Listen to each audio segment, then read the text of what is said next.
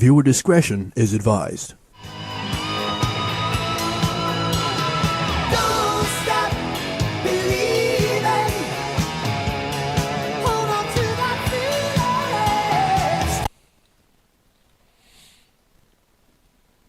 feeling. And welcome to Intel Studios Veterans Matter broadcast, the first live stream broadcast strictly for veterans and active duty military in the tri-state New Jersey, Delaware, and Pennsylvania areas. Veterans Matter is produced by Al Zentmeyer and Jerry Fournier. And now, live from our Intel Studios in Northfield, New Jersey, your host, Veterans Advocate Mike Merlino. Good afternoon, and we welcome all of our audience, and it is our hope that today's broadcast will assist or enlighten you, and at the very least, let you know that there is help for you if you need it. If you want friends to participate in our broadcast, they need to go to our website, veteransmatternj.com. That's veterans with an S, matternj.com. Click on the Our Shows circle, then click on Subscribe. You can also go directly to YouTube, hit the search button, type in Intel Studios live stream, and scroll down the options until you see Veterans Matter. Our phone lines are available throughout the broadcast, and I'll let our audience know when we begin taking calls. The phone number is 609-798-4475. And please be patient as the calls are answered in the order they appear. And now I'd like to introduce for the first time in our studio a United States Army and Operation Enduring Freedom veteran, Evan Graham. Evan, welcome to Veterans Matter. How you doing? Thanks for having me. Doing great. You know, that one of the greatest things about Facebook is you just never know who you'll run into. When I saw your page pop up, and I said, you know, I got to get this guy on the radio show. And it's great to have you here. What I want to do for our listeners, I don't know, I participate with the American Legion Riders out of Post 352 in Summers Point. And of course, you're located up in Camden County area, so you're very familiar with Big White, the president of Williamstown 252. I am, yep. Williamstown Legion Post 252, yep.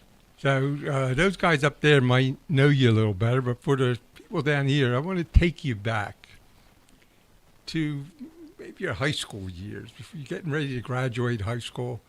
And what was it, or when was it, after you graduated, that made you decide to go into the military? Well, for me, it was a little different than most people. What had happened is after high school, I ended up working 3 different jobs, and they were all dead-end jobs, and it was just the same monotonous thing over and over again. So at the time, I ran into a lot of problems, and the biggest bet was to get my rear in gear and start, doing something that actually meant something. So I had went to see the recruiters for the Army and the Marines and Navy and everybody. And the best option I went for was the Army. And at first I didn't tell my parents. They were strictly against it. My dad was a Navy veteran, so he did 3 tours in Vietnam. So it was more or less my dad was against it because he knew what it entails. And my mom was a military brat, so she knew what it entails as well, but she never went in the military. So I was I needed to get out of a big hole. I was in a big problem. And the only way to do that was to understand that I had to get out of the state. What better way to get out of the state, see a little bit of the country, than to join the military? That was before I realized what exactly it entailed. So, I pretty much signed the contract, and within a month I was out of here. And what year was that? Oh my God, I forget what year it was, but it was a couple years out of high school. I want to say maybe around 2004, 2005. Okay. So 2001, September 11, 2001, you were still in high school? I was still in high school. Okay. Yep. And your dad's a Vietnam vet. 3 tours. Yeah, it's amazing how many of our OEF veterans and our Operation Enduring Freedom veterans whose dad served in Vietnam. And what I would like, what's his first name? Is he still alive? No, my father passed in Okay, 2017. Well, I thank him for his service and welcome him home. We all know that our Vietnam veterans weren't treated the best upon their end of their time. And what's been unbelievable for me in the last 15 years of doing advocate work for veterans was our Vietnam veterans. 50 years after their service, they were still out there advocating for their fellow veterans, and it's just amazing. It was rough for him. It was very rough. I remember my dad telling me for the longest time that he didn't want to go out anywhere. He didn't want to go to VFW. He didn't want to go to the American Legion. He didn't want to go out and have these issues where he would come in contact with other people that didn't understand his situations. So he just pretty much stayed home. Yeah, it's sad in a way that my brother served in the Air Force in Vietnam, and I remember the way he was treated when he came home. Matter of fact, my dad was a decorated World War II veteran, was the vice commander of the Ventnor VFW, and when my brother came home, he wouldn't even let him join the VFW. That's how bad things were back then. And it's just pretty sad all the way around. But let me ask you something. You served multiple deployments in Afghanistan, 2007, 2008, and 9 to 2010. Can you give us just a little bit about what your MOS was? And I was in 11 Bravo. I was in infantry, and we did a lot of patrols, a lot of movements. We had a lot of missions we went through. From the higher ups. Let's see. The first deployment was that was a long deployment. That was from 2007 to 2008, and it was about 13, 14 months, 15 months. We were there for an extended period of time. We were supposed to be there for a year, and then it got extended 3 months, and none of us liked it. But it was a job. It was our job. when you first signed up, how long was your enlistment for? My first enlistment was for 4 years. 4 years. So when you came home from the first deployment, how did you have to re-up after that to go over again? Actually, during that time, me and my friend, we had decided to re-up together during deployment. So we actually re-upped.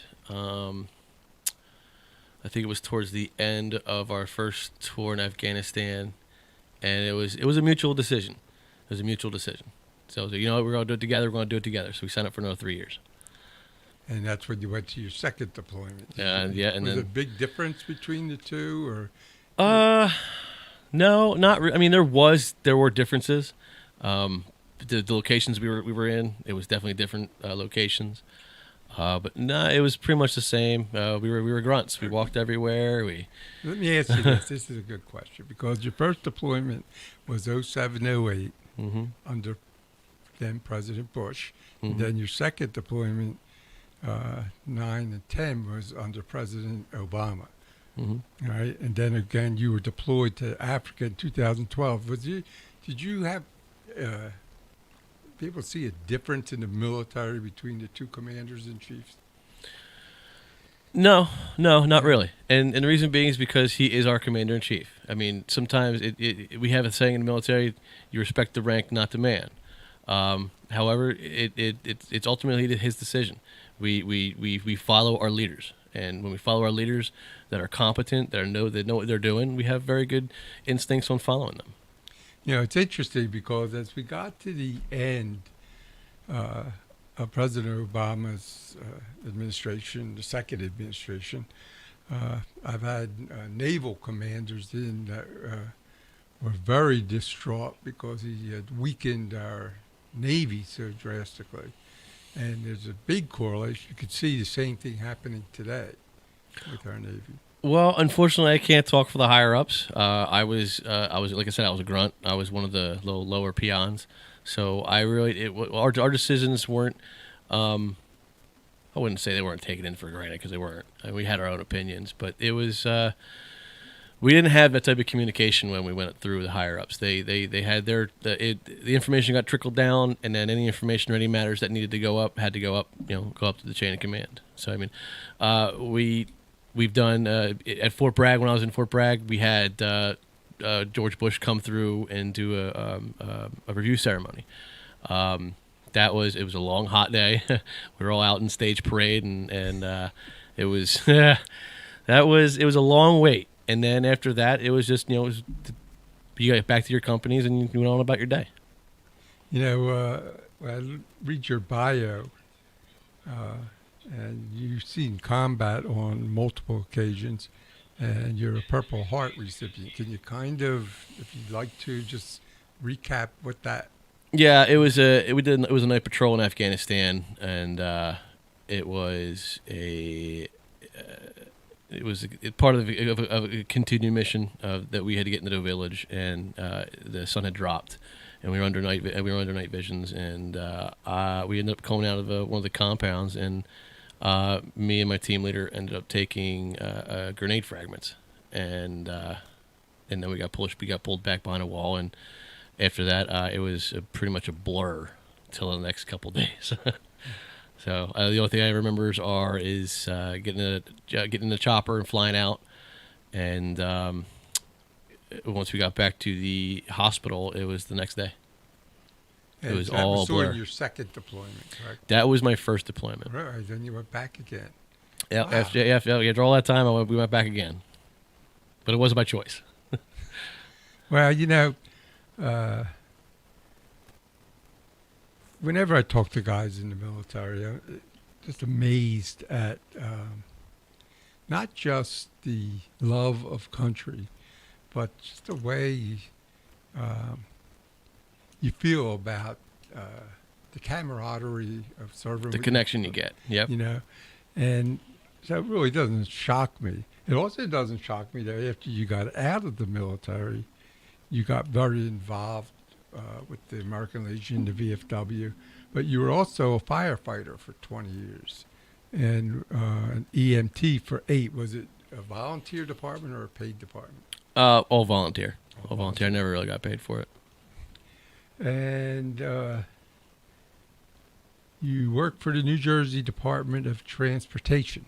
Yes. Was that right after you got out of the military? Or? Actually, no. I was out of. The reason I do the veterans work is because when I came out of the military, I tried to get a job, and I was out every day. I was working and trying to make my resume up to date, and all the schooling I had from the military and the little college I had, and it was not getting me anywhere.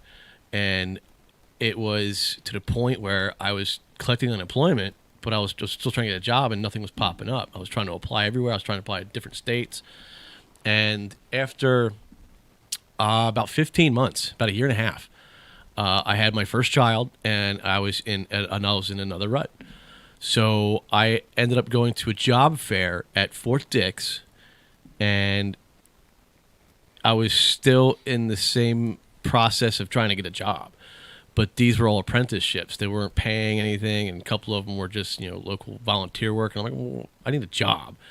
So I ended up one of the people that were working there. I believe they were working for Governor Mendez.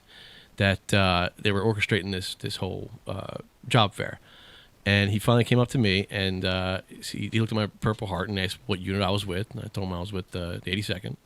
And he took me into a conference room and said, "What seems to be the problem?" I said, "I can't find a job. I am out. I had my unemployment just ran up 2 days ago.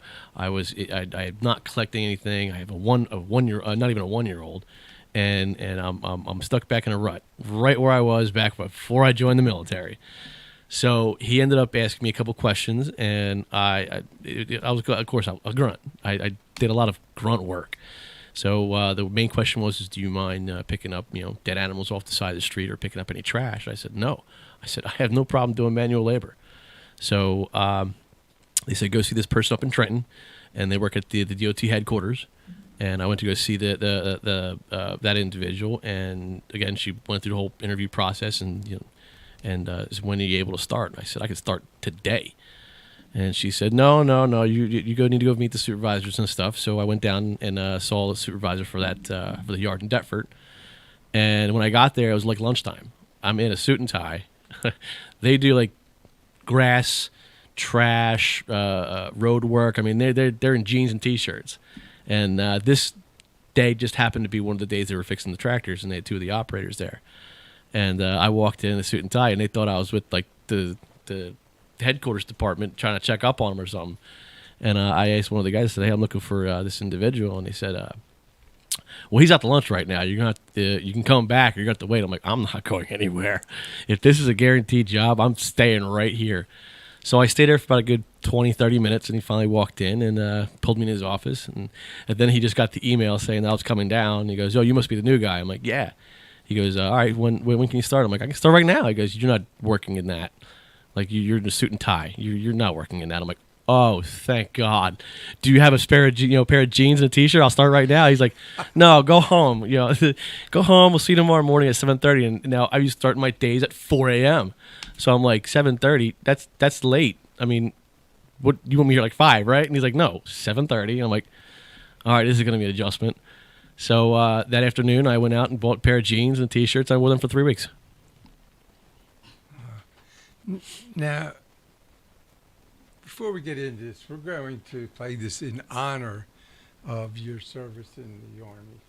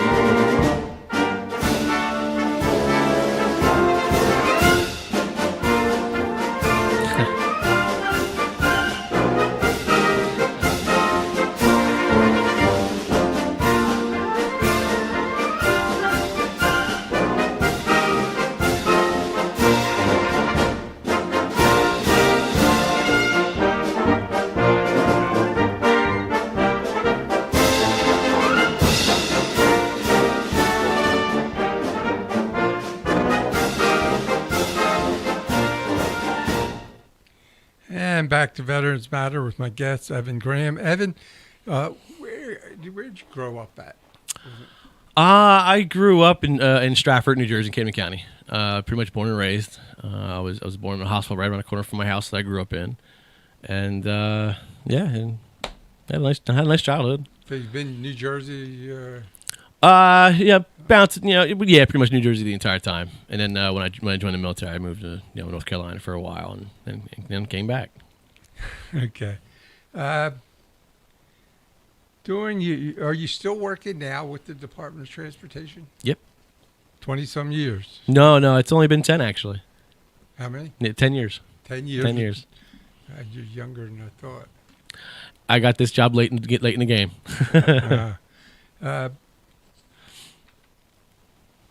How long after you were separated from service did you get involved with the Veteran Service Organization? When I was still in the military, I was looking around for other opportunities to have a camaraderie ship that I had back when I was in the military. And obviously I was looking for them in the wrong places, because that's not what I didn't know anything about the Legion. I didn't know anything about the VFW. I didn't know anything about the DAV. I didn't know anything about any of these. And when you leave the military, I believe that they don't properly prepare you to leave and come out into the civilian world. Well, when we're in combat and we have these tight-knit groups, when we spend nights and days and years with each other and then get to know each other, they're part of the family. So when you get out and then that part of the family leaves, like as an older person does, you get this disconnect. So I mean, I have friends all around the country, and the idea is the connection that you had. You always want that to be there. So when I started looking around for that sort of idea again and that for sort of feeling, I started looking around, like, okay, let's see if I can try to find anybody at the ShopRite, or let me see if I can try to find anybody at the Berlin Mart, or let me see if I can try to find someone on, walking down the street, which you don't really see anymore. And out of all the stuff we've dealt with as veterans throughout the military careers, and then we get out, and then we have. I mean, you see a lot of it with the people that are against the veterans, and we see a lot of it on a daily basis, but no one else does. Let me add something. So, Let me just okay. interrupt you a second. When you were in the military and deployed, was your dad still alive then? Yes. And when you came home, I mean, was he any help to you? I mean, well, he was. He understood. He was now, and we all do this to each other. I was Army. He was Navy. So we always had these gripes, during the Army Navy game. Navy's up 2-0 now, boy, or 7-0 now, boys. You guys suck. You guys haven't been practicing. I mean, it's a battle, and every year, me and my dad always fought with that, saying, "Okay, who's gonna win this year? I'll put you $20 on Army, see what's up." And the one of the first years the Army finally won. That's right, I'm saying it. The Army finally won. My dad, we were at the American Legion, and my dad's face. I mean, they finally scored against us, and my dad came in because we were in two different rooms at the time. And my dad came in, and he goes, "Yeah, look who's up now." I'm like, all right, old man, let's see what you got. And then a couple minutes later, we ended up scoring again and getting above Navy. And when we finally won, I walked into the canteen, and I looked at my dad, and his face was like, "Oh man, no, he's not gonna live it down." And I'm like, "Yeah, the streak's over. The streak's over."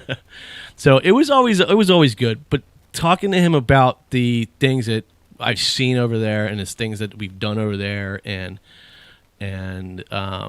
what you remember it was different. My dad was on a ship. I was out on land.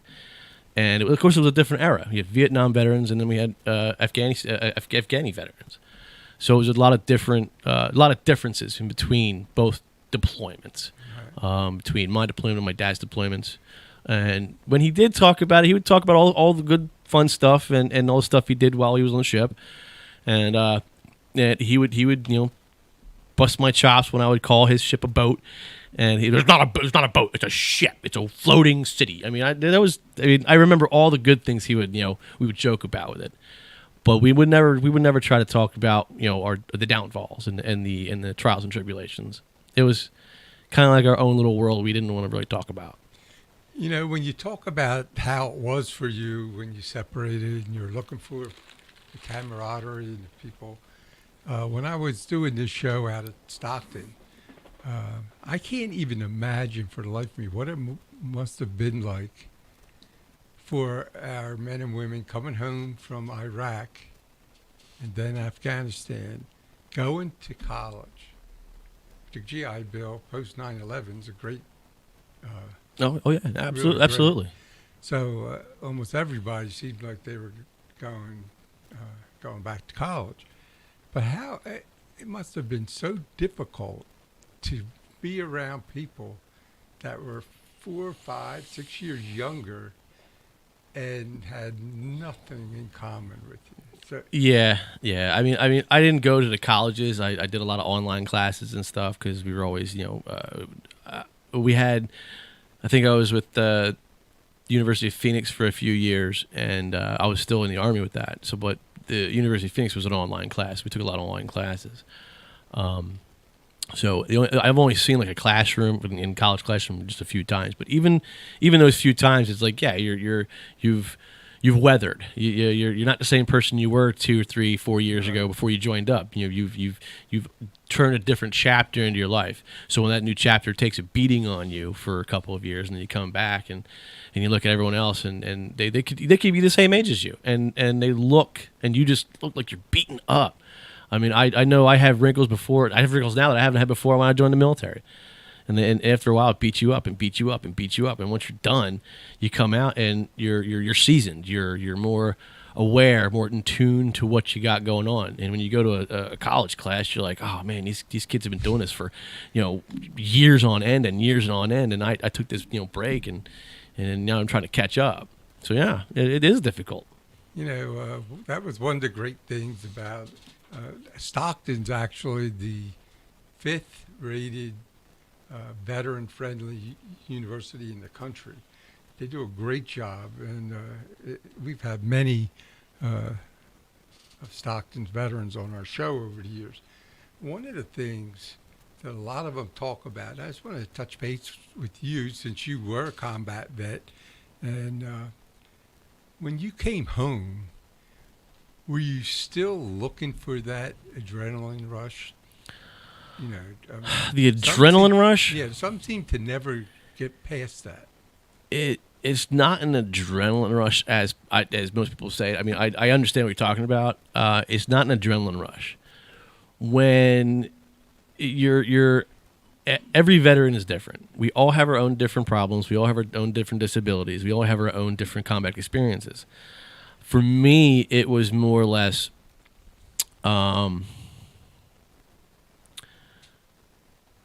just trying to find something to do to occupy my time while I'm waiting for the next chapter to turn. It was difficult. It was hard for me to associate between what I've learned and what I've done in the military for however many years to coming into a world that you got rules, you got this, you have to do this, you have to do that, and it's confusing. It's very confusing to the average veteran, and I believe that even our Vietnam vets that have had the same contingency when they came home. What am I going to do? Now I'm working into a civilian world where I have seen these types of situations, and if it's ever brought up, it's going to be tough to talk about. It's going to be tough to work around because your resolution that you thought of in the past 10 years to know someone else's opinion in the past 10 years is going to be different. So it's hard to say, actually. When you decided to go to a VFW or a Legion, I've been part of Summers Point 352 for almost 20 years. I rode with Rolling Thunder before I rode with the Legion Riders. And it's difficult to get the young guys from Iraq and Afghanistan to come in. It is. It's a combination of issues, and not to get into issues and to stir the pot with anything, but it's more or less we're in our Constitution and bylaws for the entire Legion, from all the way from the American Legion to the SAL to the auxiliary, even to the Riders. We're here for the veterans, community, and family. We work our posts, our units, our squadrons, and our chapters, and we work to not only support what we have at our own posts, but the community around us. I can tell you right now, my own post, there's about at least probably maybe about 15,000 veterans that are not part of our organizations. And they don't want to be part of the organizations because of the bad reputation we've gotten in the past. And I understand it. It's every organization goes through a rough spot. But now we look towards the future. These guys coming in and out of their issues or problems, or even come out of the military themselves. They want to be part of something that's bigger, but they don't want to be part of the issues that they already know, and then that's where it falls into play. I mean, I've heard it before. Legion posts, VFW posts. They're a bunch of old guys at bars, just getting drunk. But that's not the case. I took a step back from the canteen area and looked at what we were actually doing for veterans. We were doing things for Boy Scouts, doing things for American Legion College. We were doing things for the Boys State and Girls State.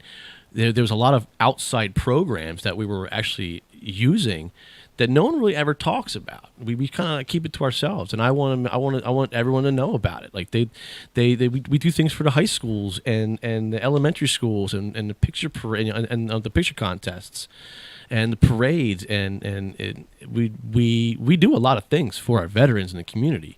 We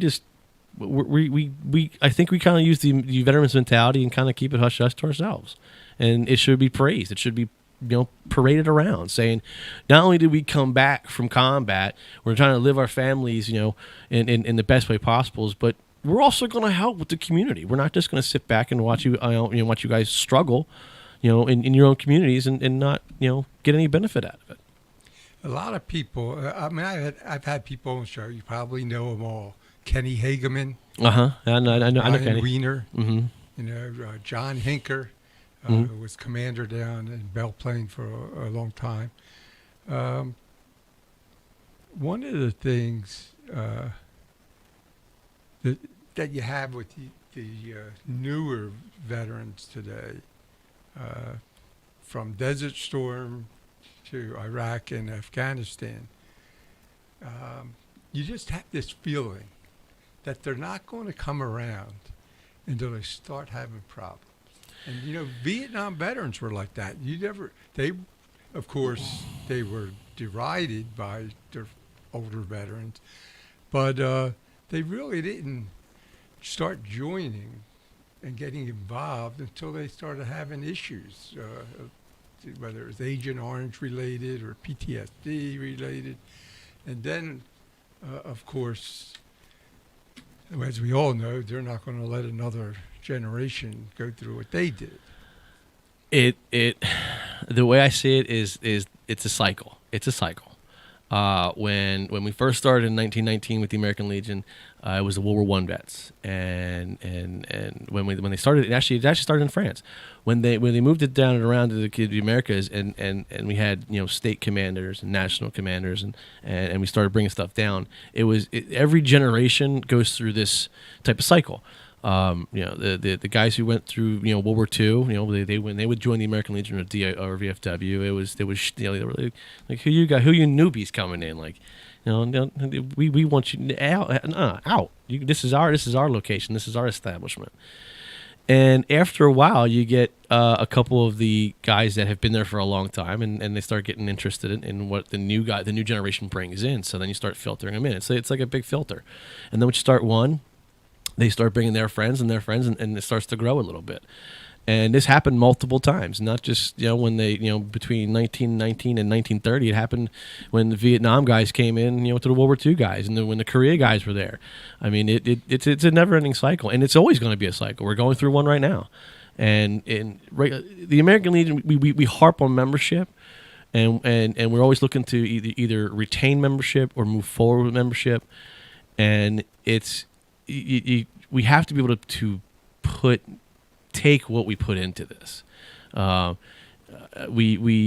are times where I've seen people break down, and I've seen people just not be able to handle a lot of the situations that we have coming in. And these guys are vets; they're veterans. And they've been seasoned for a while. But again, this cycle we have, it's going to happen again and again and again. We're going to take a few minutes break, let us catch our breath, and I'm going to play this song.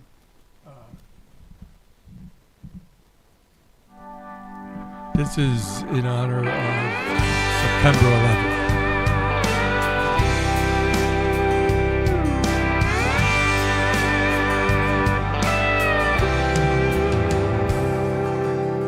I hear people say we don't need this war, but I say there's some things worth fighting for. What about our freedom and this piece of ground?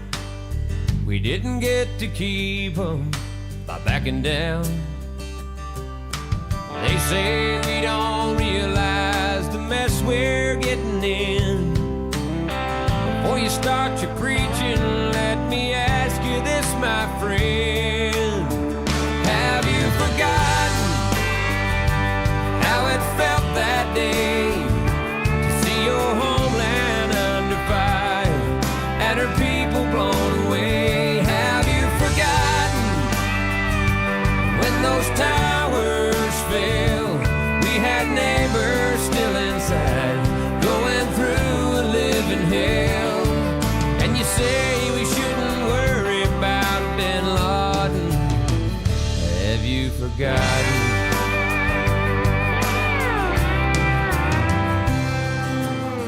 It took all the footage off my TV. Said it's too disturbing for you and me. It'll just breed anger, that's what the experts say. If it was up to me, I'd show it every day. Some say this country's just out looking for a fight. Well, after 9/11, man, I'd have to say that's right. Have you forgotten how it felt that day? See your homeland under fire and her people blown away. Have you forgotten when those towers fell? We had neighbors still inside, going through a living hell. And we vowed to get the ones behind Bin Laden. Have you forgotten?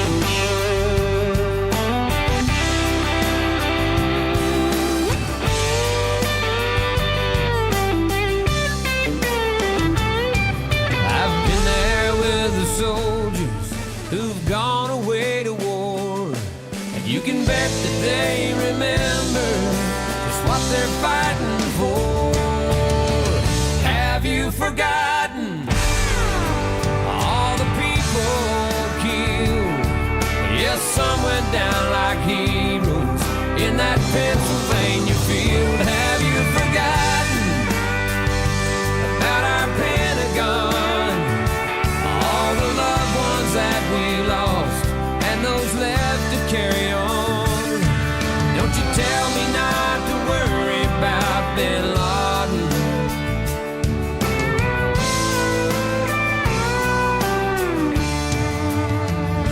Have you forgotten? Have you forgotten? Have you forgotten?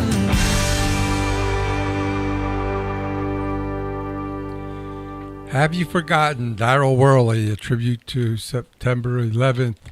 And I'll tell you, having gone to a number of September 11th ceremonies here in South Jersey this year, it seems like people have forgotten. It's amazing that for our older people, Pearl Harbor, of course, is their day in infamy, and this is our generation's. You would think it would have made a bigger mark on their heart than it seems to. Well, think about it this way as well. I mean, it's been over 20 years. I mean, I remember exactly what I was doing that day, and I have PTSD and TBI. I have to write stuff down all the time, and I remember exactly where it was that day it happened. I mean, it was a day to remember, unfortunately. You know, Al and I spent 25 years together on the sidelines up at the vet, the bank when that was built, and of course the link, doing sideline photography and locker room interviews. And all my life I just idolized the professional athlete. I came out high school in the early 70s. Vietnam War was winding down. Things were just horrible as far as the military and the public at the time. The patriotism was probably at all-time low for this country back then. And I'll never forget, I was sitting in my office. I'm an accountant. And my wife calls me up and she says, "You're not going to believe this." I said, "What? What's going on?" She said, "A plane just flew into the trade center." I said, "A airliner or a small plane?" She said, "No, an airliner." I said, "That's a heck of an accident, you know." Then she said, "Oh my God, a second one just hit." I said, "I'm coming home."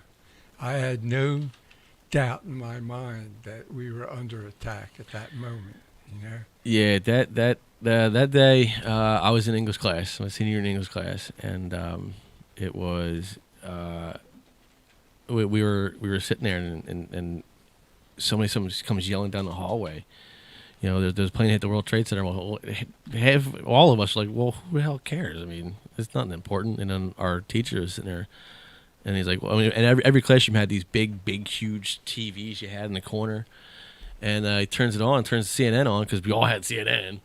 And as we were watching it, like, and they had a big report on CNN about the one tower on fire. And then as the cameras are watching it, the second plane comes in, and I'm like, what is happening? And then you kind of knew at that point, like, okay, I kind of need to go home right now. So it was like pandemonium. I mean, the school at that point was pretty much on lockdown for about an hour, and then they said, okay, everyone get home. And we all hightailed it home. Yeah, it changed us. I mean, it was instantaneous. I knew at that moment that our heroes weren't the guys between the white lines. Yeah, I at the time I was learning to be a fireman at this time, and this was like the catastrophe of all catastrophes to happen. And when it hit, the towns pretty much distinguished. Everyone who was a fireman, who was a volunteer fireman, paid fireman, they were all looking at the news, trying to get crews out to help out in New York. And I mean, it was bad. It was not a day that we sit here and reminisce that nothing's good about it. Right. I was a paid firefighter from early 70s to early 80s. And that was probably the biggest mistake I ever made in my life, was leaving the fire department. I went into the casino business at the time. Because I had gone back, got a degree in accounting, and thought that's what, there'd be more money in that. And I mean, I was working in the Ventnor Fire Department in 1972. I was making $5,000 a year, and I've made, I worked my way up to about 8, 9, 10,000, and then all of a sudden, Atlantic City, after casinos came in, they were the highest paid fire department in the country. Wow. And people were leaving all the local departments, starting to go up to Atlantic City, and that's when I had already left, went into the casino business. But today I do the taxes for all firemen around here. It's unbelievable. They've all passed Atlantic City now. And But it is it was one of the greatest jobs I've ever had. I wish I'd never left. And it's funny. I never served in the military, and I can remember as a fireman sitting around the table at lunchtime, and we would have all the utility guys come in from the electric company, the phone company, gas company, and they'd sit there and they'd have lunch with us. And one of the things I realized real early in my adult life was that all the important people in the business world, whether it was our officers in the firemen and police department, or these guys that were making great money with the utilities, they were all veterans. Everyone. It was like the government and the utilities knew who were the best employees to hire. They were going to be there. They'd show up on time. They'd come in on a regular basis. Yeah. They'd follow orders. Correct. Oh, yeah. It was even back then, as a young adult, I recognized that. My dad, he was worked for the post office for 35 years.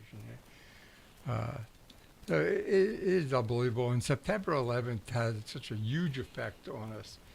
And, of course, September 11th is the reason you ended up well, despite my disadvantages at the time, and when my choosing to go to the military because I was just stuck in a hole, my ultimate understanding was if I was to do this, my dad always taught me, when I was growing up, if you're going to do something, do it right. Do it right the first time. So when I joined the military, I was going to do it right. It was a brand new chapter in my life, and I would say a little bit was sparked up by 9/11, but I want to say that the opportunity that I was given through the military was sparked by 9/11. If anybody out there has a question for Evan or just has something you want to add to the show, give us a call, 609-798-4475. That's 609-798-4475. I'd like to hear from you. And, of course, it's always great when we can get our listeners to participate. Evan, what's unusual years ago was that you didn't see veterans mix between the Legions and the VFWs like you do today. You have people that belong to both now. Well, there's a reason. And the difference is for the VFW, you have to have served in a conflict. If you haven't served in a conflict, you can still join the American Legion as long as you're part of the military. But for the VFW, you had to be in an actual conflict. I forget how many days it was. It was supposed to be 30 days or in combat or 30 days in theater, or I forget what the rule was. But that was the only difference. So, I mean, from my understanding is you could always join the VFW, but there was only certain specific veterans that could join the VFW. So that was always my understanding, which is how my dad taught me. And then the American Legion was all of us rest veterans that have served in conflicts that we can't get membership in the VFW for, or who have served Korea, or who have served in World War II that they don't want to go out to the VFW because they're too far away, or it's a different atmosphere. So that's how I've always perceived it, as the VFWs were for the combat veterans and the guys who have that. What do they call it? The hostile pay and all that stuff. And the American Legion was that family that you can build up through all the branches and, right. and have that cohesion family. So it was like so to me it was like two separate clubs. And now, of course, they have the AM vets. Yeah, they have a lot of them now. They have the DAV, AM vets, the Legion, the VFW. There's a whole slew of them. Oh yeah, and we're all here to do the exact same thing. Right. We're all here to do the same thing. To help our veterans. I mean, I don't know what the situation for your dad was, having served on board ship during the Vietnam War off the coast. He was with the USS Ranger. Yes. And I don't know if they came into the Gulf of Tonkin, but I know they were in the China Sea. And I don't know if he suffered from any Agent Orange related ailments. I'm not too sure actually. When I finally got my dad to the American Legion, I was trying to get him through the VA and have him go through his doctor and all that stuff. And we finally got him an appointment, and it was his ship wasn't on the registry for Agent Orange. So the doctor was under the impression that these were caused by whatever. My dad's eyesight was getting bad every year. He stared at he did paperwork for the captain every day for about 7 years.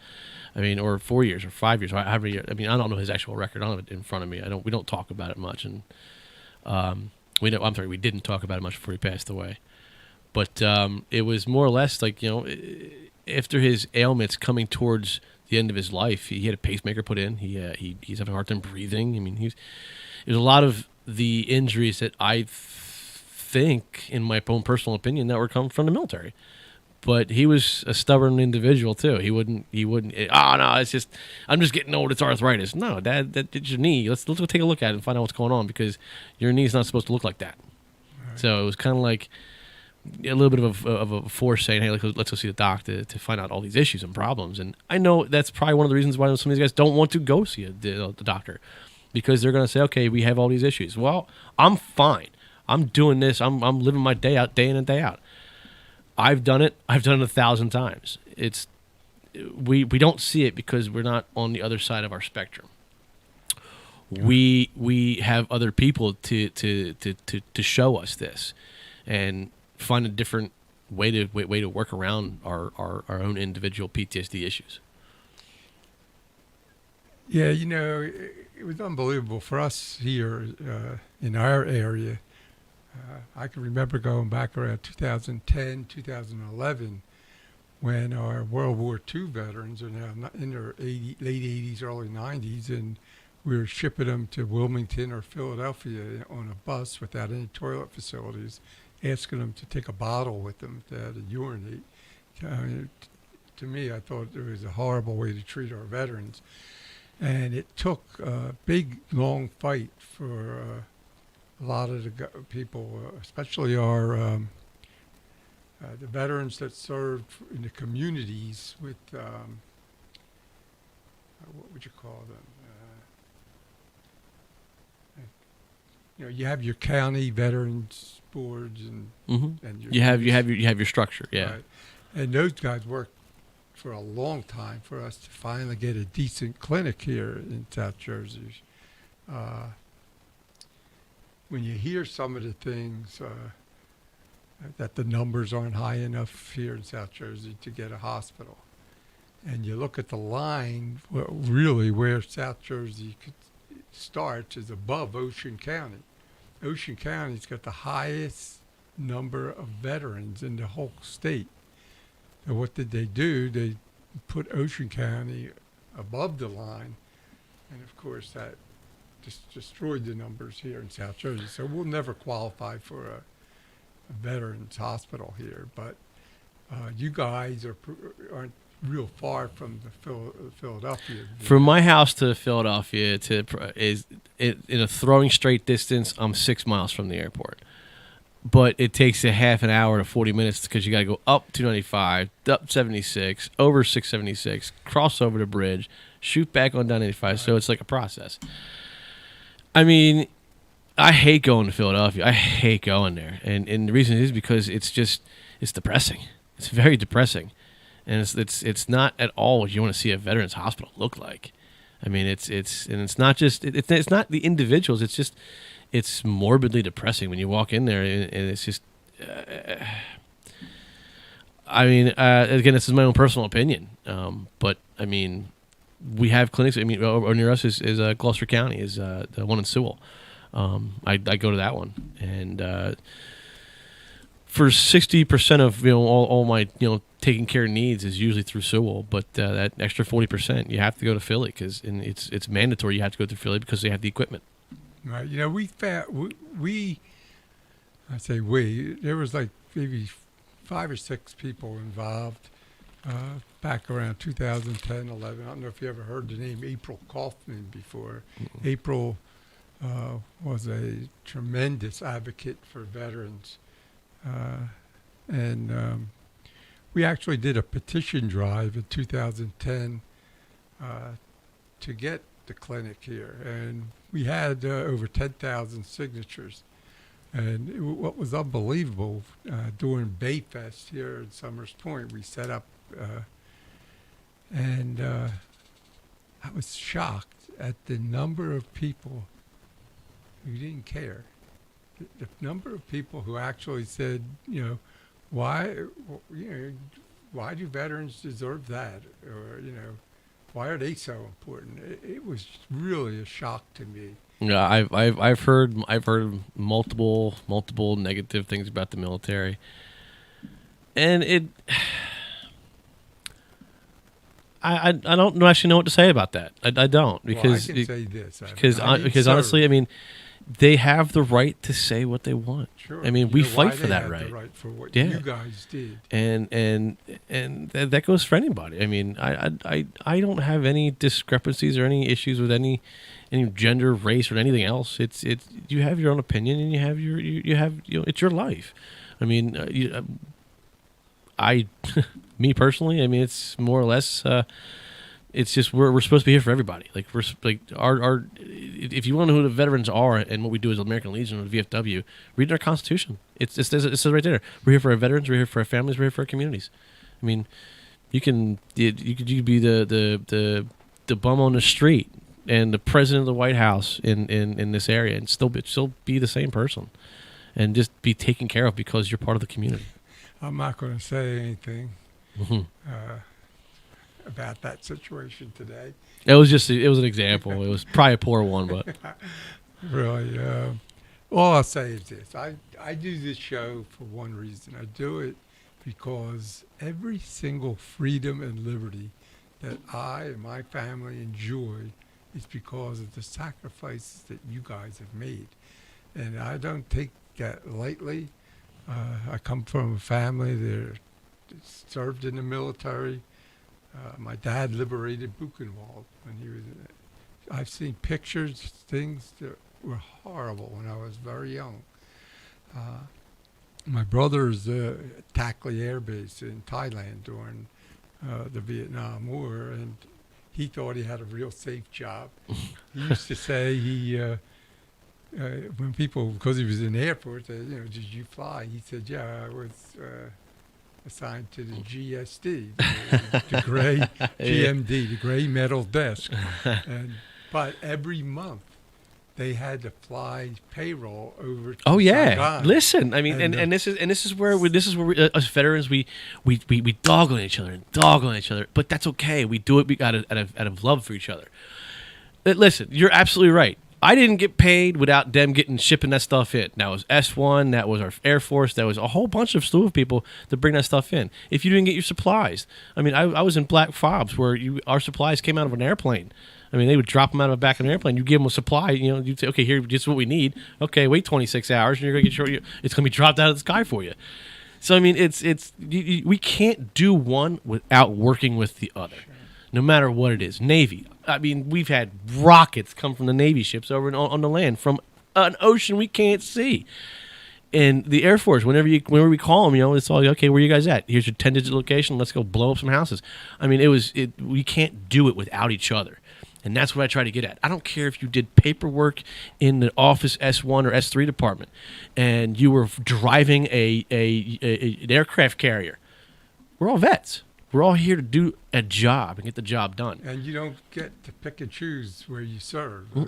So we don't ask for credit. We don't ask for this credit.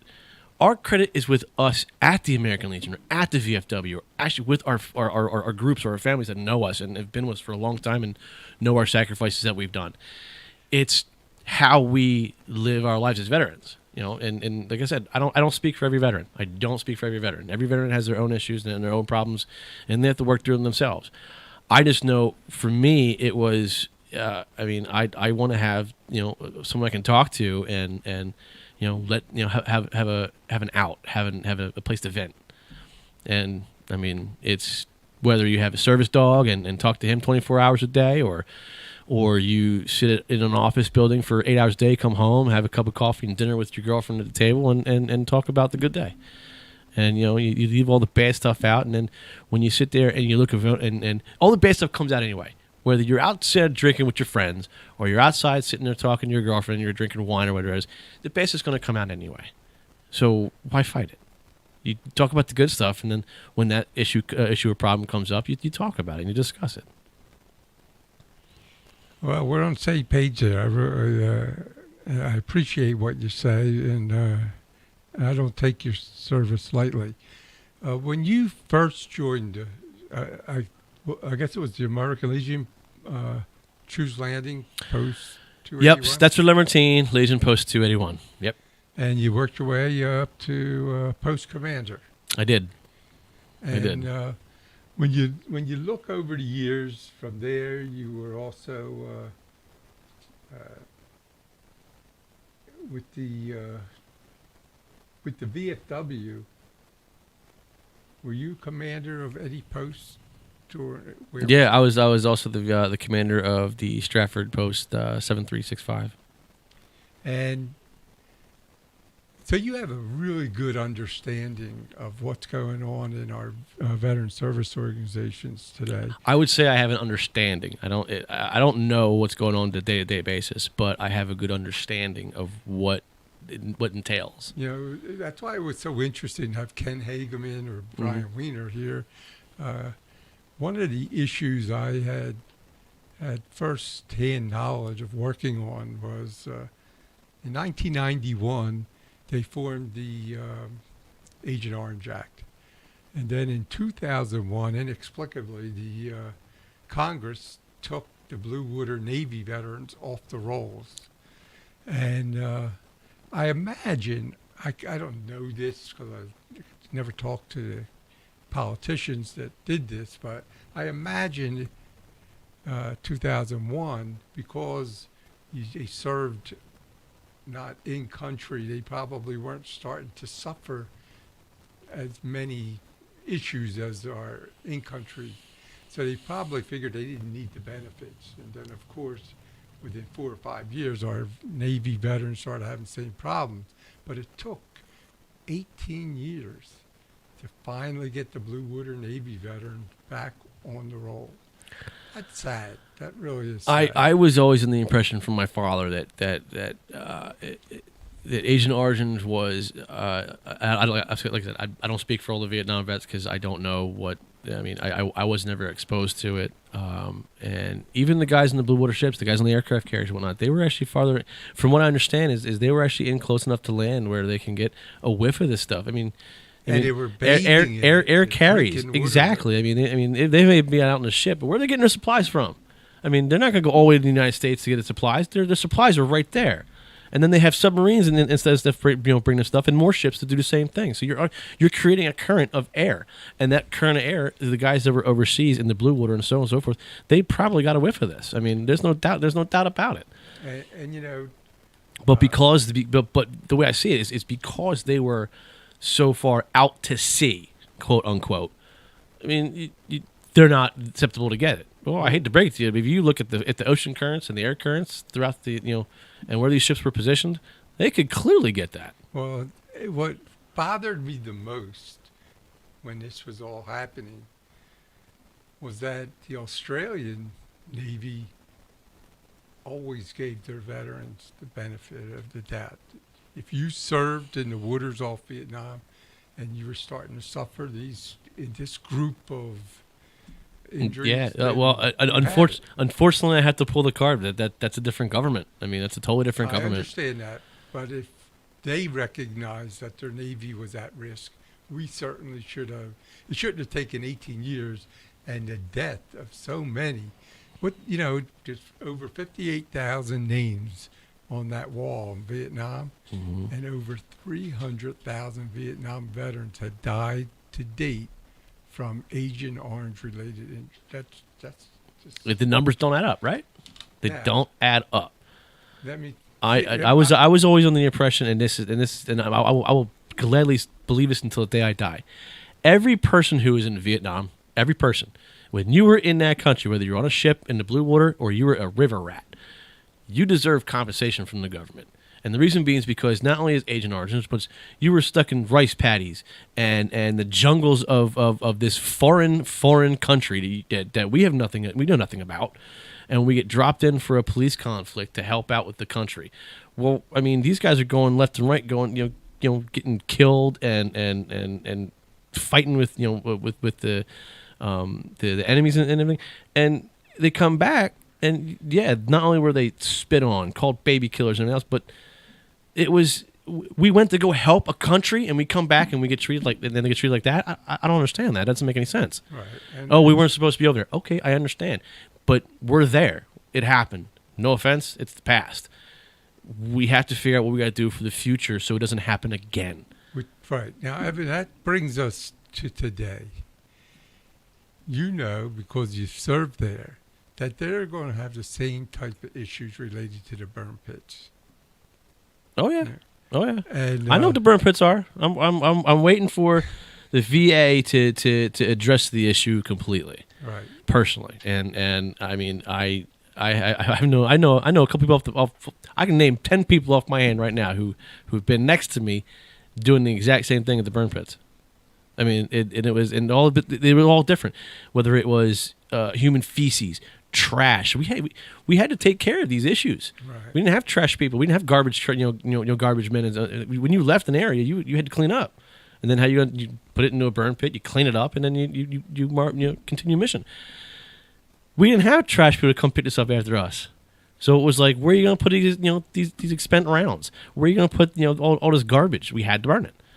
So I had a couple of really good friends of mine that ended up at Ground Zero after 9/11, and that they say today that was the biggest burn pit of all time, and the people. What do you mean? You talking about the towers? You talking about the towers? That Ground Zero, the people who served there, so many died because of their absolutely. I mean, we see right now. We're seeing it now. It's been 20 years since 9/11 happened. And these firemen and these police officers and these EMTs and even these bankers or office clerks or whatever it is, or these lawyers or these people that actually worked in Manhattan when this happened, they're all coming up with these diseases, cancers. What else? Oh boy, there's so many to list the name. But I mean, the one thing I can understand is the sand in the lungs.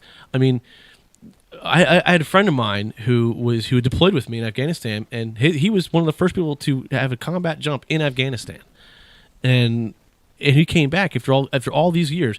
We're in country together, and he gets put off a mission because he goes to the doctors and finds there's sand in his lungs, sand, not dirt, sand. So he has to have a mission to do all these different doctors the biopsies and stuff. This is the same thing that's happening to these guys that did 9/11. I mean, they didn't have scuba masks the entire way, or the SCBA masks the firemen use all the time. They had little masks. I'm sorry, they had little masks they put on their face, and they would go about the day and remove rubble. They're just in the same limelight as a veteran. Simple as that. Yeah. That's the way I see it. We're supposed to be here for our country, so be here for our country. But the country should also be taking care of you as well. Yeah, I agree with you, and that's why I'm so fearful of the numbers. So many of our men and women served in Iraq and Afghanistan, exposed to this. Hundreds of thousands, more than Vietnam. And for all these years, I don't know what the future holds. So I would hope that the VA does not force our Iraq and Afghanistan veterans to go through what our Vietnam veterans went through to get coverage for it. I feel that the VA is doing a great job to help out with the veterans themselves. I mean, they are stepping up their game, but we're all veterans of different war, and you could be part of the same war. You're still a different veteran than I am, and the reason being is because we both seen different things. I mean, if you have two glasses and you fill one up halfway, that's me, and then you fill another cup up all the way. That's what he's seen. I haven't seen all that person what he's done and what he's done in his military career or his life to begin with. I know what I've done, but I mean, it's the whole objective is I feel that if you're a veteran in general and you fought for the country and you did a job and you left honorably or medically, then the government the government that you served for should take care of you. Absolutely. And I mean, whether it's and I'm not talking finances, I'm talking like programs. Like when I came out of the military, I spent 15 months trying to find a job. That's why we have these job fairs. I mean, all the time. When I came out, I didn't know I had anger issues. I didn't see it. I wasn't the one pointing it out to me. So I had to go through anger management classes. I mean, we don't see this stuff on a daily basis. It's shown to us. Now, and I wasn't the same person I was when I was 22. Before I joined the military, I'm a totally different person. You're listening to Veterans Matter live stream broadcasts from Intel Studios. Our call-in number 609-798-4475. And I just want to take a couple minutes to make this announcement. I promised my president that I would stay on top of this. On Sunday, October 9th, only about 3 weeks away now, we're going to have our 22nd annual Ride for the Vets at American Legion Post 352 in Summers Point. For those of you who ride this event, between 10 and 11:30 a.m. we have our registration at the Atlantic County Harley-Davidson. And that day ride, there's going to be 3 stops. Number 79 Bar and Restaurant, Moonshiners Bar, and Root Cellar, and then back to our post. So there'll be 5 stops altogether. At each stop, you'll get a door prize ticket. When you sign up for the registration, you'll pay then to get into the post. There'll be a catered event by Len Daggett's Back Bay Barbecue. Free draft beer, door prizes, great.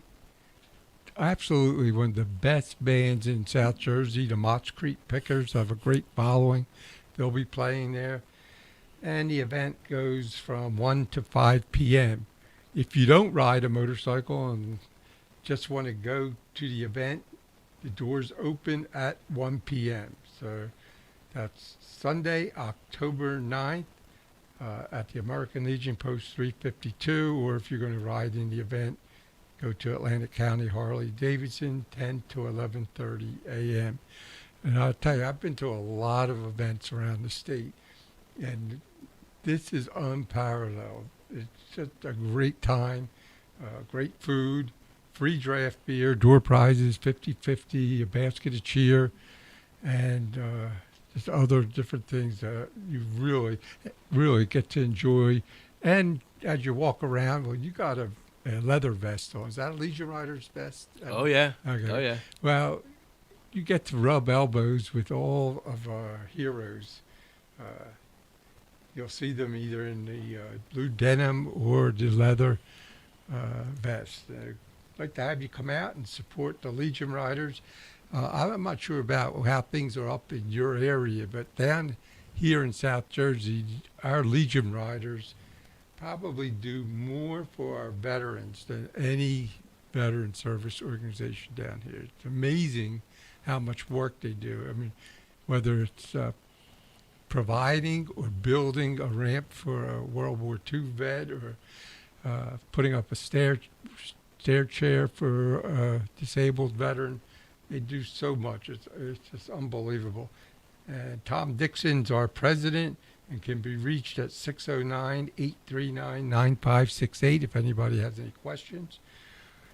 Or you can email him at jarhead0358@gmail.com. So obviously he's a former Marine. Well, he wouldn't like me to use the word former. He's I wouldn't do that. Yeah. So come on out and support every single dollar that our post brings in. Our riders goes to help local veterans. So here we are back with our guest, Evan Graham, United States Army and Operation Enduring Freedom veteran. When you were deployed to Africa, what was your... Was there the deployment in Africa was a training mission. It wasn't. It wasn't really much of anything of a deployment, a combat deployment. It was us going over to train with the Botswana Army, and it was just showing techniques, different techniques on both sides of the military. So it was interesting too, because there was a lot of techniques that I didn't know that they actually used over there. I have a very, very good friend of mine, United States Army Lieutenant Colonel Glenn Batchinger. About 2 years ago, he was on a training mission, training the Somali Army, and left one night, went back to his encampment, and Boko Haram broke in and slit the throats of every single Somali army. It's unbelievable. It's dangerous. I can only imagine. Yeah. Yeah. So I pray all the time for Glenn's safety. Even now, he's stationed in Italy, but he's been working getting the Ukrainian refugees out of Ukraine through Italy to France, and there's a lot of dangerous missions going on. That clearly. I mean, have you seen the globe lately? Everything from the border, from the east coast of our country, and you go east and you come over to the west side of our country, there is a problem everywhere. I would really feel sorry for our veterans right now, like the ones that are going in and prepping for this type of incident. I mean, I can only imagine what they're going through. When I came in the military, we were already in Afghanistan. All right, we knew we were going to Afghanistan. We knew we were going to deploy. We knew what country we'd go to. We knew all this stuff. These guys, I feel that they feel like the guys on Normandy, the D-Day. They knew where they were going, foreign country. They took all this research or learned all this information about this country, whether or not we have to help protect it. Like, they're on standby. Like, there are standby right now. One of my old units that was attached to us is over there right now. All right, and it's all you can do is prep and just wait, and that's sad because I can only imagine what's going through their head. I would ask you your opinion on something. You know, I talk to Vietnam vets all the time, and the way we pulled out of Vietnam in 1975 and ended up not providing air support, and of course in North Vietnam overran the country. What was your opinion, having served 2 tours in Afghanistan, about the way we pulled out of Afghanistan? My personal opinion, I get that we should be leaving. We should have left, or you should be leaving in the process. But there's a way to do it. You don't just take your entire force and leave. Like, how it was done was completely wrong on every level whatsoever. And I had a friend of mine tell me this a while back, that after this had happened, like after we had left Afghanistan in the abruptness we did already, and left all of our military equipment there, all of our livelihood, all of the stuff we've trained on for years, just left it there to get the last guy out of the country. What was going through your head? I mean, that's the dumbest move I've ever heard. We should have done it properly. The fact that people were still dying while we were still there to the day we left, literally the day we left, 7 people get killed. Right. This is wrong. This was completely done. This was mishandled from the get-go on the exfil of our troops in Afghanistan. You know, the same lieutenant colonel that I was telling you about, he spent about 8 years in Afghanistan, and it was great having him on our show because he served and was able to show the humanitarian side of our military. Everyone thinks it's just going over and killing people. No. When drilling wells, building hospitals, building highways, schools. We were helping out. Yeah, there was a couple times we were helping out. Building the school back up that was just bombed, and it was about helping the kids. It was like what we do over here in society is what we were trying to do there and help out wherever we could. Right. Kids schooling, the hospitals, the roads that were destroyed from IEDs, where they were rebuilding them. I mean, it's and on top of all that, it was just like punch after punch after punch, and we were still there helping. The morning, it's okay. The morning after we pulled out of Afghanistan, this lieutenant colonel, I was just doing the show, and he called me before the show started, and begging me to get in touch with Congressman Van Drew, because the 8 years he spent in Afghanistan, there were 2 families that served as interpreters for them over there, and they left them there. And listen, you know what? Such a shame. I honestly feel that's horrible. They are signing a contract. They're signing a death warrant to help us out and interpret what we're trying to do on a daily basis with every other unit we have in the military that was in a foreign country. They're putting their lives on the line. They did illegal things, learning English and so on and so forth, and it's signing their death warrant. If they get caught outside, now this is under the impression of what we got. Our interpreters, when they left the wire and they went home, they were always under scrutiny because they were and public enemy number 1. You're helping the Americans out. Of course, they're public enemy number 1. They're on the list. They're on the hit list. End of story. Right. So yeah, we should be protecting these guys. They helped us out for so long. Yeah, now I understand there were some corrupt, the Terps, sure. But we still have the idea and the purpose as human beings in a country that's free to actually investigate and say, okay, listen here, let's take a look at your background. Let's see what's going on and see if we can try to get you. Let's make a program. Let's make something we can actually work with these people to work to bring them in. Everyone talks about, everyone wants a vote. Well, you're not giving them an opportunity to get a vote. You're saying, okay, no, you're from here. Let's stay here. No. They're helping us out to win whatever we were trying to win. Yeah, it's amazing. We'll open our borders to all the prisoners being released from Venezuelan jails. but we won't make accommodations for people who are as much an American as I am. Exactly. They Listen, they deserve were born there. They want to come out, and they know they have to work to get that freedom. They're working as our interpreter. They're signing their death warrants. They're literally a contract saying, if I get caught, I'm going to get killed. And now we're in the era of, well, sorry man, we're out of there now. There's nothing we can do for you. And that's to me personally, as being a veteran, is very disrespectful as a human being. We're going to take a couple-minute break. I'm going to play this song in honor of our United States Marines. And 8th of November is coming up pretty quickly.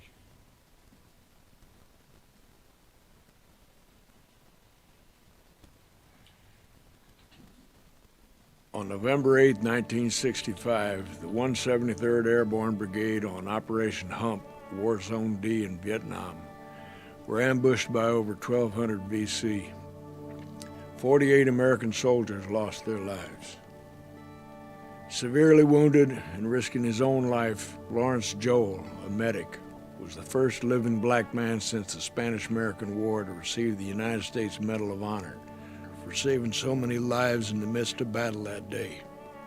Our friend Niles Harris, retired 25 years United States Army, the guy who gave Big Kenny his top hat, was one of the wounded who lived. This song is his story. Caught in the action of kill or be killed, greater love hath no man than to lay down his life for his brother.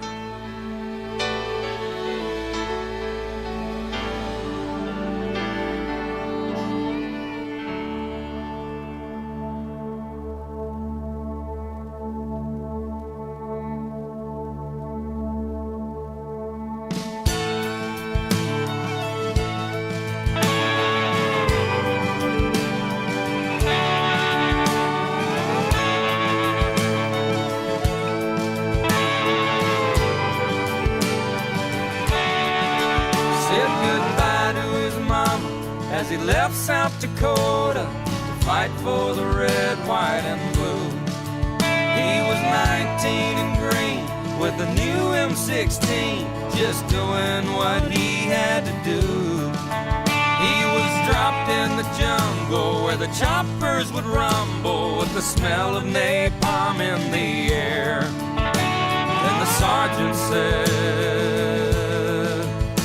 "Look up ahead." Like a dark evil cloud, 1,200 came down on him and 29 more. They fought for their lives, but most of them died in the 173rd Airborne. On the 8th of November, the angels were crying as they carried his brothers away. With the fire raining down and the hell all around, there were few men left standing that day. Saw the eagle fly through a clear blue sky. 1965, the 8th of November.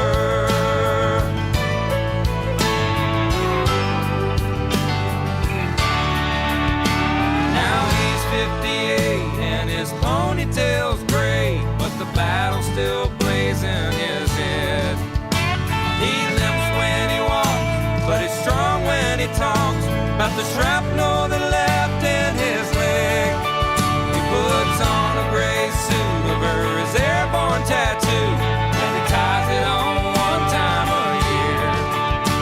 And remembers the fallen as he orders a tall one and swallows it down with his tears. On the 8th of November, the angels were crying as they carried his brothers away. With the fire raining down and the hell all around, there were few men left standing that day. Saw the eagle fly through a clear blue sky. 1965, the 8th of November.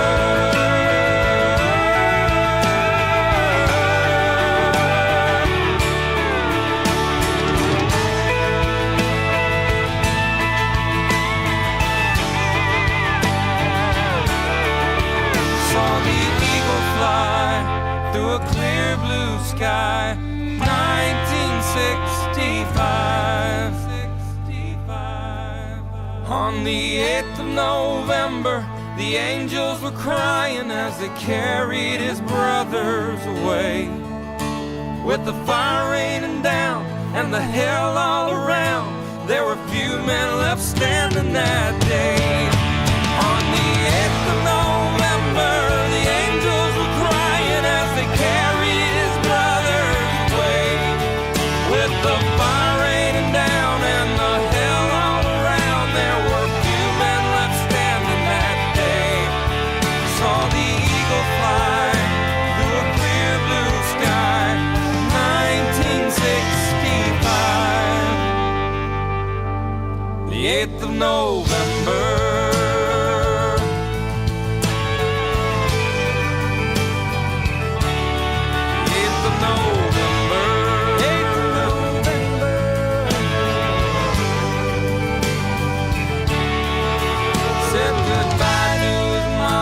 As he left South Dakota to fight for the red, white, and blue. He was 19 and green with a new M16, just doing what he had to do.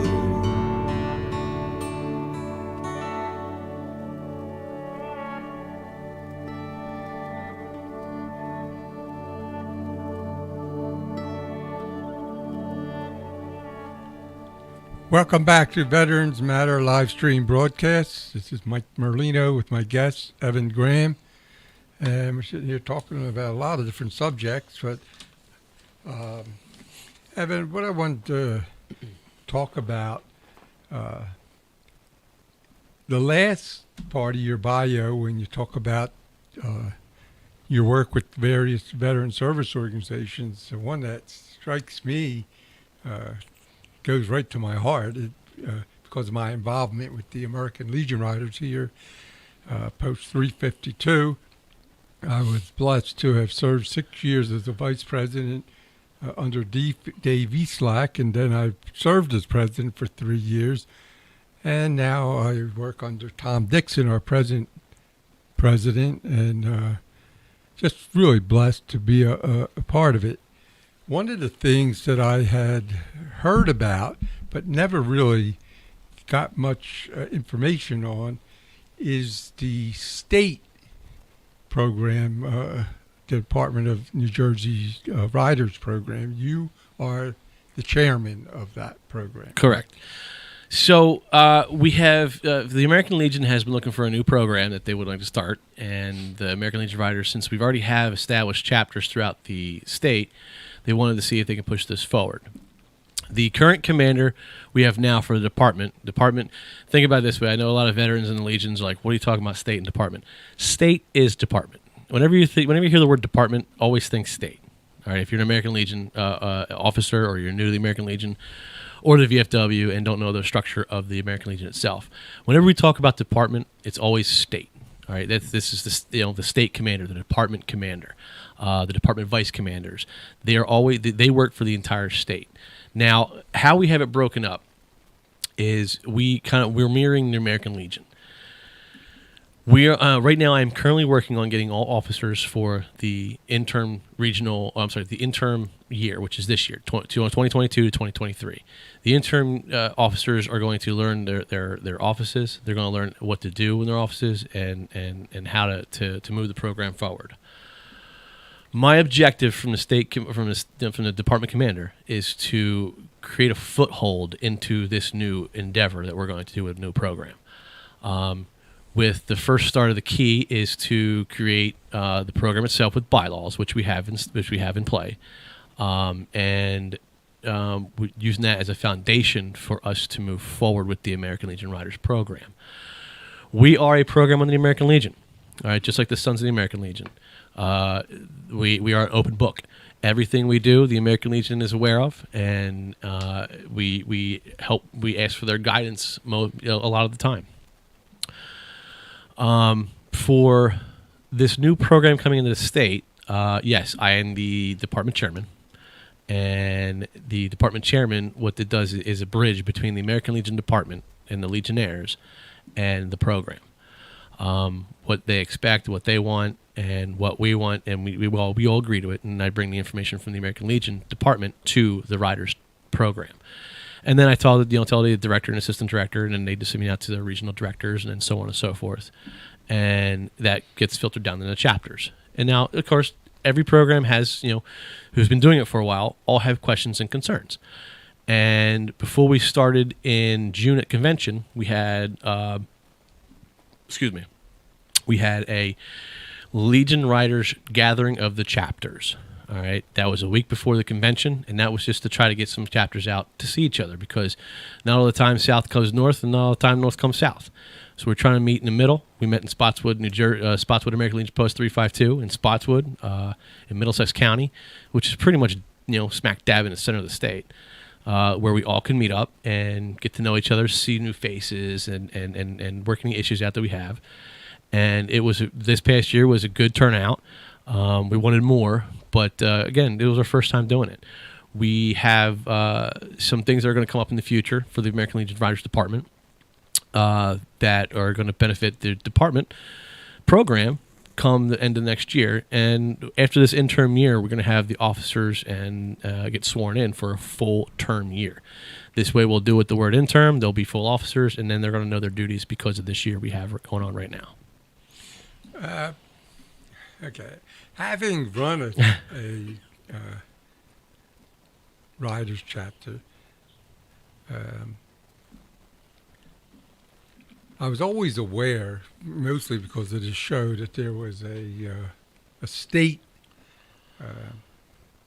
Riders program. I talked to you before the show, John Asdorian. Mm-hmm. At that time, I believe he was chairman of that, and I don't think it ever really got off the ground. It has to be the same thing, just not. We did we tried this a couple years ago. Me and a couple of guys from our chapter in 2015 took a ride up to Wayne, New Jersey, and tried this out again. And we tried it before. It didn't manifest. We tried it again in 2015 to 2016, and it didn't really fully manifest. But that's also because we didn't have the full support. We also didn't know how to move forward with what we had. And on top of all that, we were small. You can't make a group with just a few people and start to make sense of it unless you have participation. Let me ask you something. What's the objective of the state program? The whole overall objective is to have another place to turn to help out with any questions you have. Whether it's from creating your own bylaws to starting a new chapter to how do I join the American Legion Riders, or it's just another avenue to help out. When you have different groups doing different things and having the same outcome, it kind of gets confusing. So bringing it all into limelight and saying, okay, listen, we are an organization of biker enthusiasts. We all have motorcycles. To be part of the American Legion Riders, you have to own a motorcycle. It has to be over this many cc's. In the whole point is just to have another avenue to make funds and help out with the community and programs, and and the posts and the posts themselves. So nothing in the state program bylaws supersedes the national bylaw, right? Well, no, nothing ever supersedes anything. It all filters down. So, like, national bylaws are a set set of guidelines that you use. All right, they're the foundations for the entire country. And you take those bylaws, and then when you move them to the state department levels, you kind of add on to them what that state needs, what that state can benefit from, how to create funds, what kind of committees to have. It kind of you kind of get more in detailed. Once you go from department level to your chapter level, which is what we have right now, because there are districts and there are counties throughout the entire country. But for New Jersey, all we have is department, county, and then your posts. Now, we don't have anybody in we don't have anybody in the county because we don't have that many chapters per county. So it just goes from chapter to department. Right. So right now with the department bylaws, you have more details that'll help benefit the state of New Jersey than it would for just the whole country. So a little bit more details. Now, as you go down and filter down into the chapters, they get even more detailed. So, like, say for chapters, how a member comes in. For post 1, 2, 3, you have to have you have the motorcycle, 650 cc's and above. You have to be a member of the American Legion. That is a must. You have to be a member of the American Legion. You have to be a member of the Legion, Auxiliary, or Sons. Period. I mean, you can't go any further than that. Secondly, the post can vet that person out. Like if you're a bad seed and you're just creating problems all the time, they have the right to not bring you into that part of the organization or into that program, because you're just going to create more problems than you have right now. So there's like a vetting process. It's not like a prospect period for a motorcycle club, but it's more or less saying, hey, look, we want you to come in and be part of this, but we also want to know what kind of person you are. Because if you're going to come in and just create problems the entire time, we don't need that. Do you know offhand how many rider chapters there are in New Jersey? We are currently actually getting that information as we speak, and unfortunately we don't. As of right now, we don't have an exact number. We are working on that, because once we get this thing off the ground and rolling, we already have done that. Once we get this thing more progressed, then you're going to look in June when everything is finalized and we're all sworn in. Now we all have a job to do, and depending on how many chapters you have per that county is how much work you're going to have to do. We have 5 regional directors, and Big White is one of them, and those Big 5. White's He's one of our regional directors, and they have between 4 to 5 different counties they deal with. Now, in those counties, you can have 2 that don't have a chapter, all right, but the other 2 do. So the numbers game we're playing is trying to collect all those numbers. Now, within those numbers, we're also trying to get the officers and their contact information, because some posts don't have emails, right. Some posts don't have phone numbers, some posts don't have a canteen. We try to get this information because we need this information to get passed down from national and filter it down and so on and so forth. The only way the communication is going to work is if you have that full chain. Right now, who do you have to answer to? Is there someone in the American Legion at the state level who you have to answer to as chairman? Well, we all work together. As chairman, for the Legion Riders, for the chairman side, we have a department director, we have a department assistant director, and they work the program. They work the program. I'm the chairman, and I don't put positions on that. I think we all work together as one, because if you have a dictatorship, or if you have a hierarchy that you start playing that whole, I'm the director. Well, I'm the chairman. We don't play that game. If you play that game, now you're just creating problems. So we all work on the same level. I mean, I feel anywhere from between the chairman all the way down to the regional directors is you're on the same level, including the officers. We're all work together. We can't do one without the other. I thought I don't know if it was where I originally caught my eye on your Facebook post that you were looking for regional directors or something. At the time, yes, that was about 2 months ago. Yeah. About 2 months ago, yeah. And at the time, I was looking for regional directors. As of 3 days ago, no, wait, what's today? Today's Saturday. As of Thursday, we have a full cabinet. I'm just waiting on letters to come in so we can get them into the department for approval, which will be done sometime in October. And then we are no longer crawling. We're walking. We're walking. And then by the end of the year, we'll have the rest of the officers in line and supported by the American Legion. And then we're going to start running. And then we have our road captain for department has already put out an official date for our next gathering of the chapters and location. We don't have any more details besides that, because last year we did it. We had 4 months to prep. This way we have an entire year.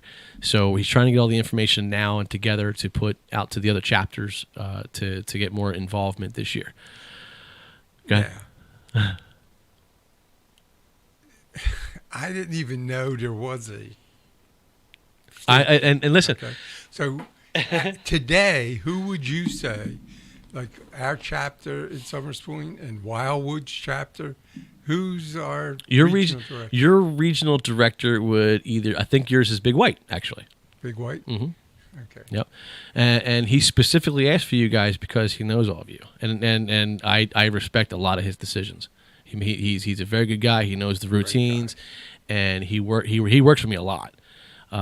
We did the gathering of the chapters last year, and one of our stops was his post. And I mean, when we got there, the place was closed. No one was there, and he came over and opened up and said, "You guys need anything? There's a bathroom inside," and hung out with us until we ended up leaving for the run. It was great. Cool. So he does a lot, and I give him a lot of respect for what he does. Yeah, he's really a good guy, and we call it our sister post up there because the guy that originally started it came from our, and we did a lot to help him. His how he ran his post was a big influence on how we ran ours, how we ran our chapter at 281. Very big influence. Okay, trying to think. There was so many questions I have. So moving forward with this, what do you want from the local chapters? Well, if the chapters are listening, get a hold of your regional directors. All right. If you want to know who they are, I can give you an email. You can email, and then we can point you in the right direction on what regional director you're in, depending on what county you're in. And it's just if you're an American Legion rider and you know your posts and your officers, collect the information, get it to us, because right now what the department wants is the numbers. They want to see how many chapters we have, how many riders do we have, because their system they're using for the membership, I forget what the word he used. It works together with the auxiliary, the Sons, and the American Legion for contact information. Like right now, the department and national for me know that I'm a Legionnaire and a Sun member, but they have no idea about the riders, none, because we don't have that type of accountability. Right. This will help put us as accountability. I know for the SAL and the I'm sorry, I shouldn't say SAL because I get yelled at for that. The Sons of the American Legion and the auxiliary, they have to give reports every year on what they do and how much money they spend and VANR and so on and so forth. We do it too with the American Legion. We're going to be in that same category. We do that right at our post every year. But they have someone to report up to. Chapters don't, unless it's the post. Now it's going to be to where we can show Congress that New Jersey is not only has the auxiliary and what they're doing for VNR and what the American Legion is doing for VNR or the Sons of the American Legion, but now they have a riders program that's doing the exact same thing, and they're getting more participation, they're getting more funds, they're getting more interests, they're getting more of a bigger voice than we do right now. Cool. Mm-hmm. It's amazing because, like I said, when I saw your Facebook page come up with about asking for regional director, I said, man. Yeah, right now we are in the beginning stages of creating the department program, and when at convention we had a small meeting at convention right after, I think it was on a Friday afternoon, and the chapter members that showed up, I mean, it was kind of not last minute, but it was done very quickly towards the end of the year for convention, and who I could get in a single area and let them know what the plan was for this year. Unfortunately, not a lot of the chapters were down there at that time, and a lot of people ended up coming Saturday morning. But there were some chapters that showed up, and a lot of the guys and girls I knew. And I said, look, this we're not here to change anything. We're here to help. We're here to move and progress your program forward. Yes, down the road there's going to be some changes. We're all going to have to make changes, including myself. But the whole idea is to move the program forward and get more out of it than just what everyone sees of it. Now, I tried to find some information online. It's very difficult. It is. It's very difficult. But it would be nice to have something that you'd send out to each chapter. Yeah, I'm actually creating a few letters actually. Right now, I'm creating letters for our officers for them coming in and their interim year. I'm also creating a letter for individual chapters and saying, hey, look, this is what we're going to be doing. This is what's going to be pushed forward. But the main problem is where are these chapters? I don't know. We could have Timbuktu in Burlington County, and we don't know they have a Riders chapter there. I only know of 3. Exactly. Now, there's actually way more than 3. Did you know that? Oh, I know. And, we There's about we used 200. to have a good relationship with Ocean County. Mm-hmm. But Plus, we're also trying to get rid of that one word. We just used it right there. We were. You shouldn't were. We should still be. We're all doing this exact same thing for one purpose, and we can't be fighting each other for anything if we're all working on one purpose. It's funny. That was the point that I did not get to make. That it's the whole reason I was bringing up the Blue Water Navy thing. And I sat here with Ken Hageman, and I've sat with Wiener about this. That's the whole problem in the veterans world, is that at the top, at the state level, we just can't get everyone working together for a common goal. There was an old saying my dad used to say, and he said it before he was even in the military. Sometimes you have people that don't work in a room with no windows. Unfortunately, you have those. You have them everywhere, and you have them anywhere you go. But it's on a daily basis on how you progress something, or how you take into consideration one person's opinion to another. You can work through things. Well, I hear Everybody that it can. is happening. The younger guys like you, guys like Brian Wiener, Right. have taken it upon themselves to work together, to bring the veterans at the top together. Because if you don't all have the same vision, when you want something for your brothers and sisters and you go to the national level with it, if you're not together, nobody's getting anything. Nope, you're right. That's why it's so important. And I'm glad that guys like yourself, Brian, Kenny Hageman, Kenny's wife, are working in this direction, because all I see down the road after working with Vietnam veterans and Agent Orange, and I see these hundreds of thousands of men and women and the burn pit problems in the future, I sure hope that... Listen, and I want to make it clear as well. It's not just the veterans, too. You're also talking about the spouses and the children. And there's no help for them either. There's none. No help for them. You have a wife who, or a girlfriend or a fiance, or whoever it was, you just spent however many... They went through the same type of torture and aggravation that the vet went through. Their husband or their boyfriend or their vets overseas and looking death in the face, and then they got to come back. How are they going to react? How are they going to be treated? If I step on a tile wrong, how is that person going to react? Whether it's male or female, it doesn't matter. Right. So it's also these female veterans and these male veterans, who are spouses of that veteran. Right. Yeah, and there's nothing I like more when I bring a veteran and his wife, or a veteran and her husband on the show, because the sacrifices that the family makes are sometimes greater than that the veteran himself or herself made. Mm-hmm. And it is unbelievable, and there is a lot of work to be done. One of the things that upsets me when you look back at the Agent Orange issue is that the VA knows, and this is science proven, that the Agent Orange issue has now moved into the second and third generation. So if your mom, I don't doubt that.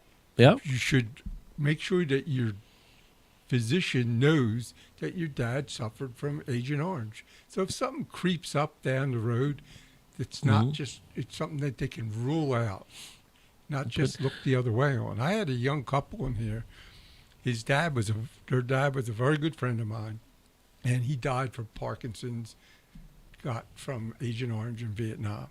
Now, his daughter had twins, and one of the twins was born with spina bifida. And like over in Vietnam, it's just maybe 50% of all children are born with problems. And here we ignore it. Yeah, Well, I mean, I don't think we're not starting to ignore it anymore. Because, I mean, for example, my girlfriend here has been working on a book for the past 2 years to help spouses with when their vets come home or their vets have PTSD. Like I said, everyone has PTSD differently, all right? It could sit here and manifest for 40 years before you even see it. I mean, us vets that are coming out now, you're seeing it because, we're a different generation. I know a couple of Vietnam vets that if you talk to them, they're like, we're talking right now. But the minute you say one word and it's not one they like, they'll turn on you in a heartbeat. It's been 40 years since they've seen anything in the military, or 50 years, or 60 years, or 70 years, or 70 years since combat. And all of a sudden, that one word or something you do triggers them. We all have it. And I mean, my girlfriend now, she's been working on this book for 2 years, and she's still collecting information. It's a never ending, and this is for the spouses of these veterans.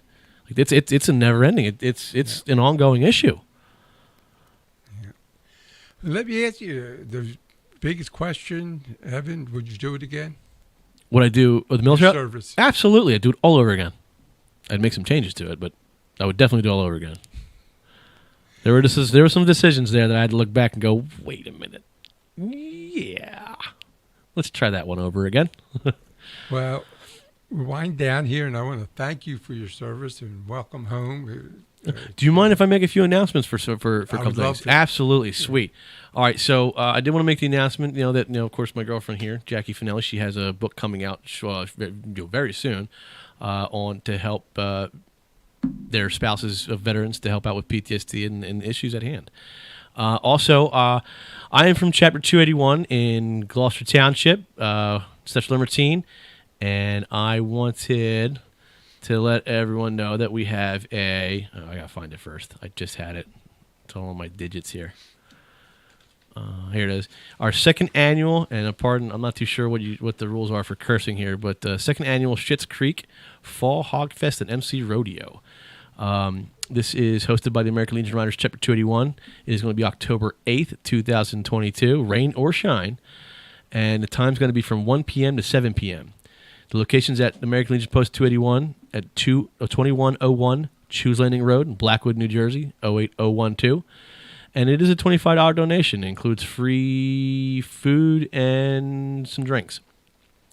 Children are also $15. Under the age of 12 are free. We have a live band going to be playing. It's called the Voodoo Love Child. And there's going to be food, drinks, music, games, good times, camaraderie, and face painting. Got some face painting there, too. We had it last year, and it was a phenomenal time. We also have... Where's it at?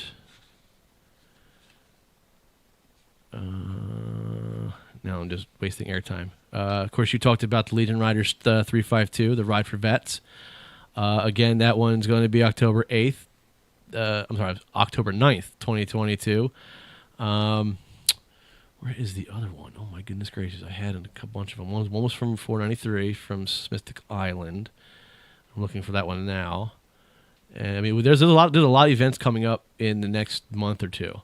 Well, if you email me, if there's something that doesn't conflict with one of our events, I'd be glad to give it to our ride coordinator. And that's okay, one of the absolutely. things. Here it is. I found it. It's called Steak and Whiskey with Stogie on the side. It's brought to you by the American Legion Riders Chapter 493. It's Sunday, October 9th, 2022. It's the same date as from ours. 2 p.m. to 6 p.m. Yep. Sunshine outside or rain inside. Location's going to be the Tiki Bar at the American Legion Post 493, 420 Radio Road, Mystic Island, New Jersey, 08087. And donation of $35 per person. It'll give you a steak dinner, whiskey, beer, cigars, water included. Additional cigars available for purchase. And they have, door prizes and all that stuff. And the seating is limited. So you can stop by the post or you can contact anybody from the Mystic Island Legion Post for tickets. Very good.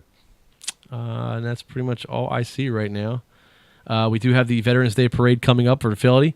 I know a lot of chapters around my area. I know Williamstown does it as well.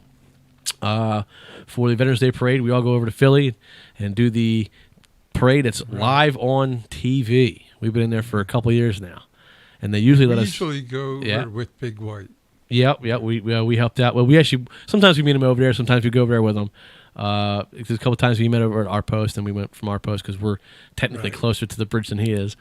So, but yeah, we've done it with Big White and his group in 252, and oh yeah, very good. So, I appreciate that. And anything else I get you, I'll send your way. All right. Yeah, I think it's important that the chapters start supporting each other. Absolutely, and not just the chapters, the Legion itself, the whole family. We have to start supporting each other. We're all here for one reason, and if we don't know what that reason is, then we shouldn't be doing anything. Absolutely. Our reason is for our veterans, our families, and our community, and we should be focusing on that at all areas of aspect. Thank you guys very much. Thank you for having me. Time. Yeah, and if you have any friends that served and would like to tell their story, love to have them here. Absolutely, I will make sure. If I have your card here, I'll make sure. And if you have something going on that's really important, you want me to put it out over the air, just email me. And let me know. Hey, absolutely, you got it. And as we end our show every Saturday, if you love your freedom, thank a vet.